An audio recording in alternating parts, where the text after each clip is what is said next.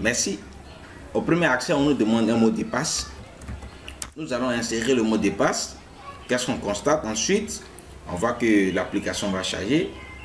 L'avantage de cette application, c'est qu'il y a des utilisateurs qui sont intégrés et en fonction des utilisateurs, il y a des rôles qui sont attachés à ces utilisateurs. Un caissier a ses champs et le propriétaire du coin a son champ. Donc le caissier ne peut pas avoir accès aux bases du propriétaire du point de vente. Ça garantit aussi l'efficacité, la sécurité au niveau de la gestion de notre activité ou de nos points de vente. Ok, donc pour ne pas être plus long, on attend encore que l'application démarre. Cette version regorge beaucoup d'atouts et nous remarque ici, on remarque qu'on nous demande de nous identifier. Donc il y a un mot d'authentification qui se présente à nous. Ok, dans un premier temps, chaque utilisateur a ses rôles et a ses droits. Par exemple,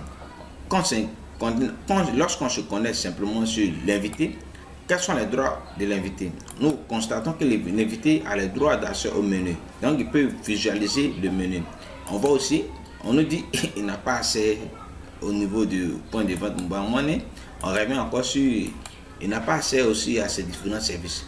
Par contre, on prend peut-être un utilisateur du nom de... Oh, excusez-moi, ma souris tombe. Au nom de Gérald, ou du nom de Bruno.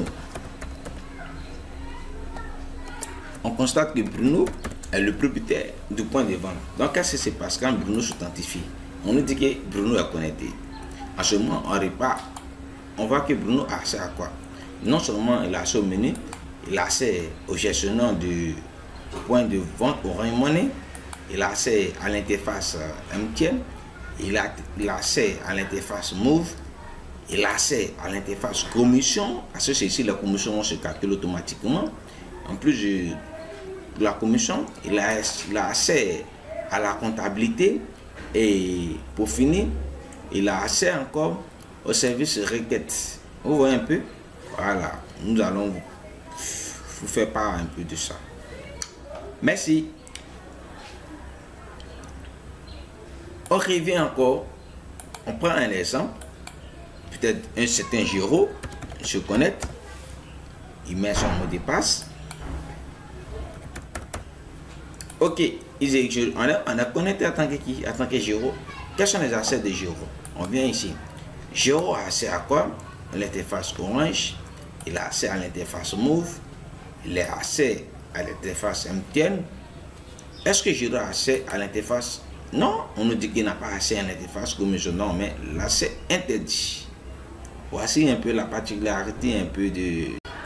Ok, donc on va se connecter en tant que Géraud. Parce que Géraud a la possibilité de faire les enregistrements journaliers. Il met son mot de passe. Ok. Dès que Géraud se connecte, il a la possibilité d'enregistrer sur Orange, sur Move, sur MTN. Voilà. Donc on prend un exemple. À la date du 08 2020, un exemple, un client veut effectuer un dépôt sur le 58 82 23 80, un dépôt de 150 000 francs. Ok, pour un dépôt, nous allons noter, nous allons faire rentrer la valeur 1. Voilà. Qu'est-ce que nous remarquons? Automatiquement, ici, de 250 000 francs, on repasse directement à 100 000. Donc, notre espèce augmente. Qu'est-ce qu'on remarque en commission? Vous voyez, Géraud n'a pas accès à la commission. Donc, on va changer simplement d'utilisateur. On va prendre Bruno, comme il a cette possibilité-là de voir la commission. On prend Bruno. Ok, Bruno a connecté. Donc, on vient ici. Qu'est-ce qu'on remarque? On voit que, vous voyez, Orange, il y a une commission de 475 francs qui est générée automatiquement parce qu'on vient de faire un dépôt de 150 000 francs. On va reprendre encore ici. Excusez-moi.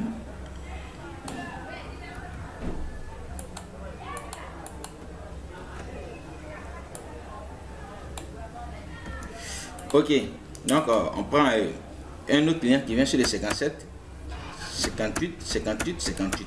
Il va faire peut-être un retrait de 500 000 francs. Pour les retraits, on met la valeur 2. Donc, qu'est-ce qu'on fait? On met 2. Automatiquement, on passe directement à 600 000 francs sur le compte Orange et on passe directement à 400 000 francs en espèces. Qu'est-ce qu'on observe en commission? On observe que nous avons 1425 francs pour cette opération. Donc, cette commission se génère automatiquement. Nous allons essayer de voir aussi pour MTN. Donc, un client vient encore sur 1,55, 50, 83, 73.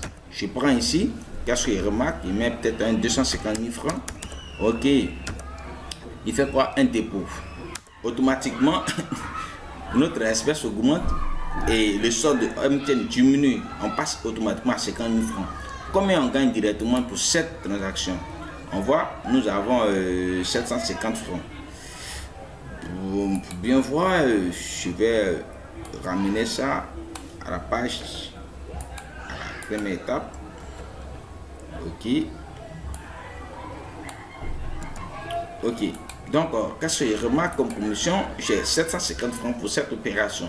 Imaginez une personne qui vient faire encore une opération sur le 0,5, 0,5, 0,5, 0,5. Je prends un exemple. Une opération de retrait de peut-être, je dis n'importe quoi, 50 000 francs. Automatiquement, main 2, on passe à 100 000 francs. Ça nous génère combien? Automatiquement 425. Comme vous pouvez le remarquer, les commissions sont additionnées automatiquement par réseau. Les commissions sont additionnées par réseau. Ici. Voilà, les commissions sont additionnées par réseau. Et qu'est-ce qu'on remarque?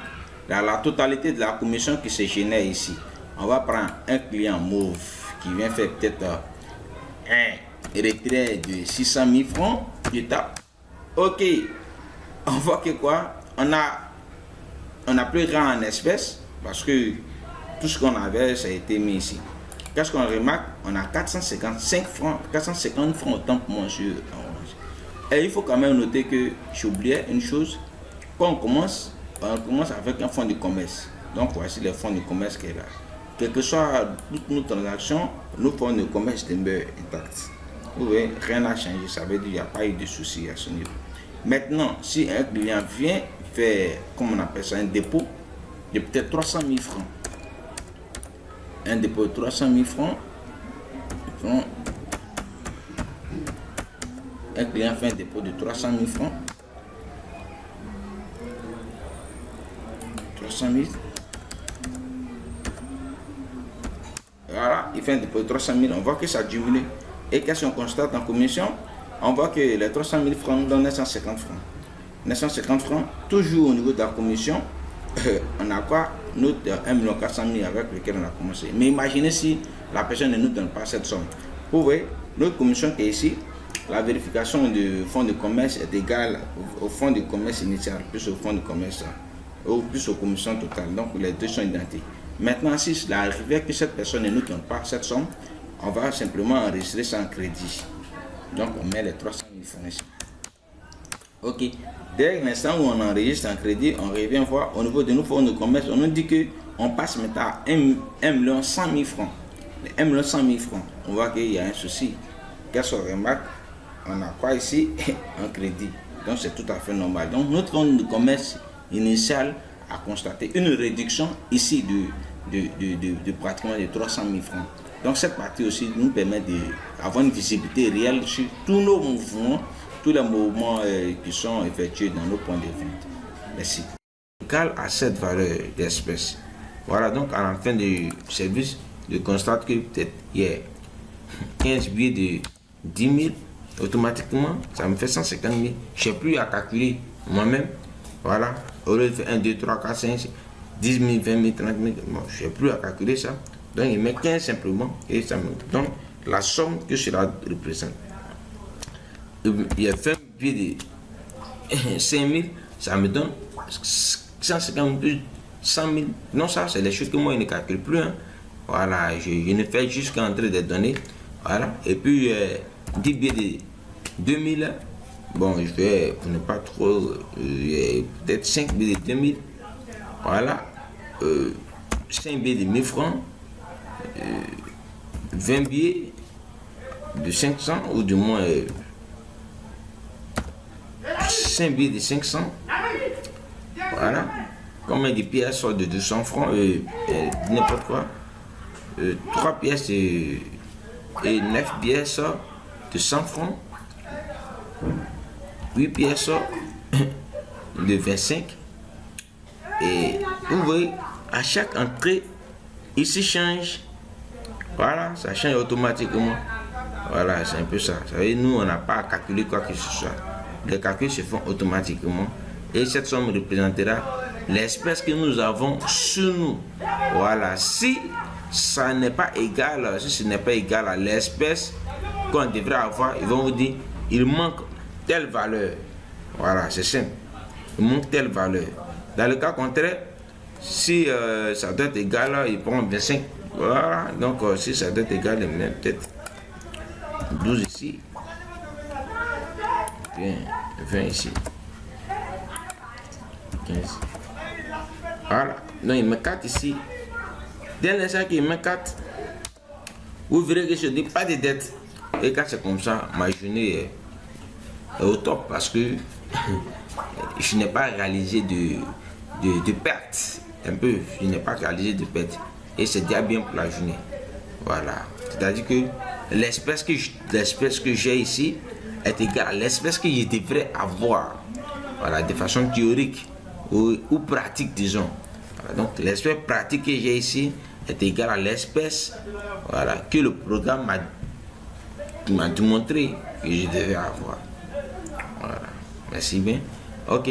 Donc, imaginez-vous, une personne on a fait une opération et dans le courant de la journée, on constate que on a un surplus. Donc, lorsque vous allez mettre, on va identifier directement un surplus de combien de 10 000 francs. À ce moment, vous posez la question, est-ce que tu as fait une opération qui n'est pas partie, ou bien il y a une monnaie d'un client qui est tombé, qui est resté sous moi.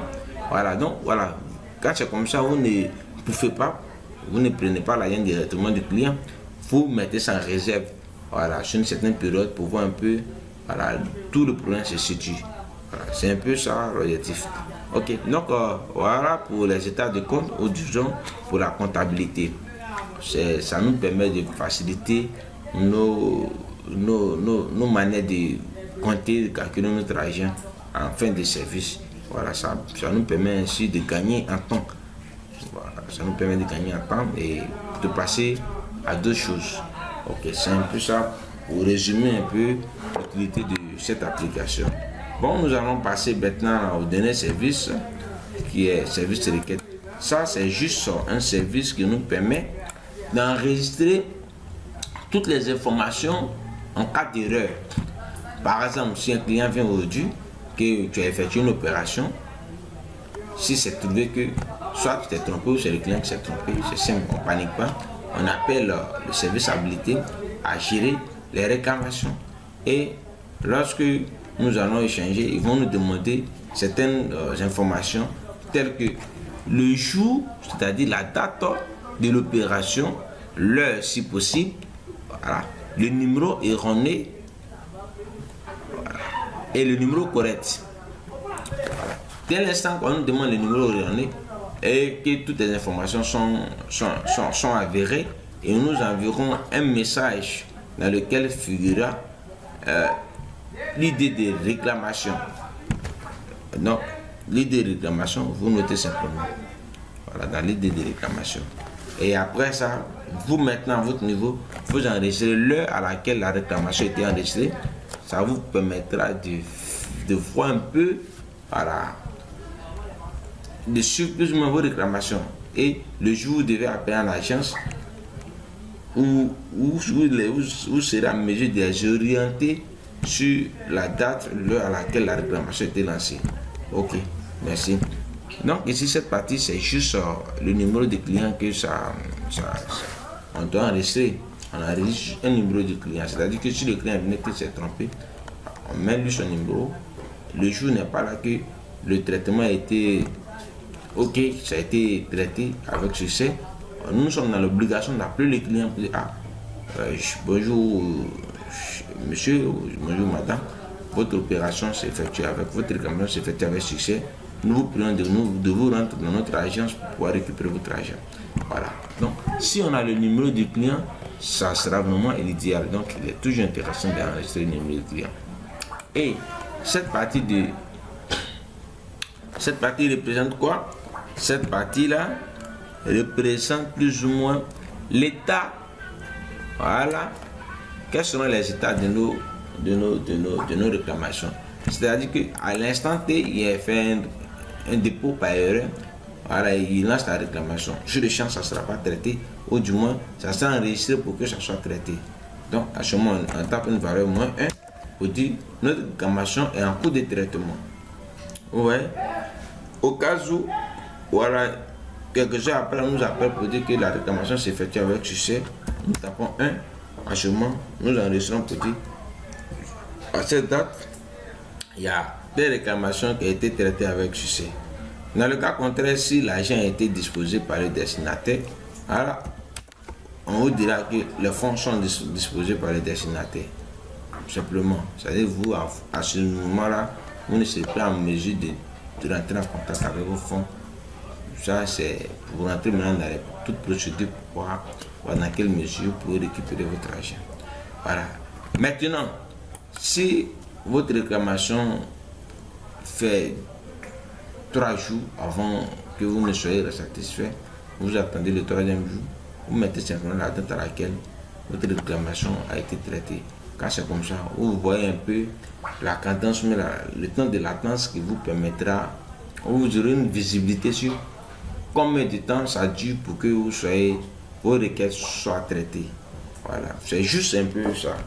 Ce programme, c'était vraiment pour alléger votre manière de travailler. Voilà, c'est un peu ça. Donc, pour ce faire, je vais résumer là. On va se laisser. Donc, voici ainsi le programme présenté.